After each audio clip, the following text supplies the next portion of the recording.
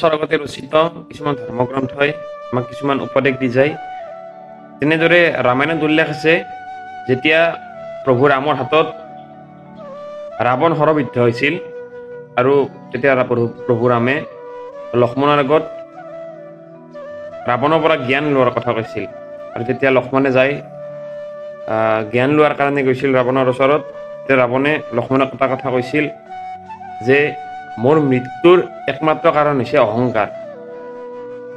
অহংকাৰে মানুহৰ জীৱন শেষ কৰি দিব পাৰে। মই মৃত্যু পৰ্যন্তলৈ মোৰ অহংকাৰ মই ত্যাগ কৰা নাছিলোঁ, যাৰ কাৰণে মই প্ৰভু ৰামৰ ওচৰত শৰণাপন্ন হোৱা নাছিলোঁ। যদি মই শৰণাপন্ন হ'লো হয়, তেতিয়া হয়তো আজি মোৰ এনেদৰে মৃত্যু নহ'ল হয়। গতিকে আমি যিমান পাৰোঁ অহংকাৰটো এৰাই চলাৰ কাৰণে যত্ন কৰিব লাগে। অহংকাৰটো মানুহ হিচাপে জন্মগ্ৰহণ কৰাৰ পিছত অহংকাৰ প্ৰত্যেক মানুহৰে থাকে, মোৰো আছে, আপোনাৰো আছে।